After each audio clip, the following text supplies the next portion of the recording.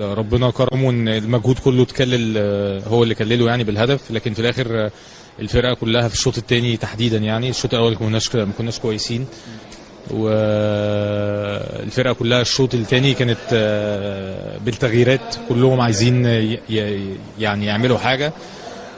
وطبعا يعني انا بالنسبه لي بس الوقت الضايع والكوره بتقف اكتر ما الكوره بتتلعب، والاصابات والعربيه بتاعت الاسعاف اللي بتنزل كل شويه. ويوسف اوباما بشكره، يعني الراجل ما نزلش ولا اي حاجه، الراجل واقف طول الماتش هو اللي بيلم الكور ويدخلها عشان الشباب الصغيرين يعني بيعطلوا اللعب وما بيجيبوش الكوره. التفاصيل الصغيره دي هي دي اللي بتخلي فيه كوره او ما فيش كوره. يعني لو عايزين نطور المسابقه يا ريت بس التفاصيل الصغيره دي، كل دقيقه لعيب بيقع، لعيب بيتصاب، الكوره النهارده اترقت اكتر ما تلعب، فالحمد لله على المكسب. فريرة طبعا المدير الفني ولاعبي نادي الزمالك، وطمنا عن اصابه طبعا ابراهيم نداي وعبد الشافي وبقيه الغالب.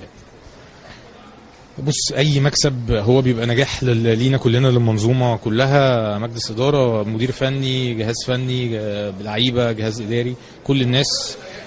احنا بنشتغل في ظروف صعبه، ويعني بنحاول، اهم حاجه ان احنا لما نبقى عندنا ظروف صعبه او عندنا غيابات او عندنا مشاكل حتى بره الملعب، ان احنا نبقى قادرين ان احنا دي ما تخليناش نفقد تركيزنا.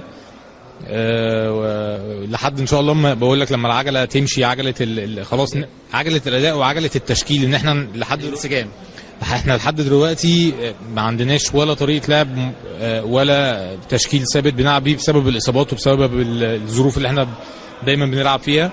ان شاء الله كل ماتش بالنسبه للجهاز الفني والراجل هيبقى عارف اكتر يعني الادوات بتاعته اللي هو بيحتاجها، والفرقه تدخل في الفورمه بتاعه المكسب وفورمه المباريات،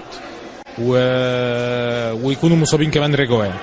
امير، كلمنا بقى، طبعا تابعنا كلنا قرعه دوري ابطال افريقيا ووجود نادي الزمالك طبعا في مجموعه متميزه، تقييمك لهذه المجموعه وطموحات نادي الزمالك في هذه المجموعه ولجماهيره؟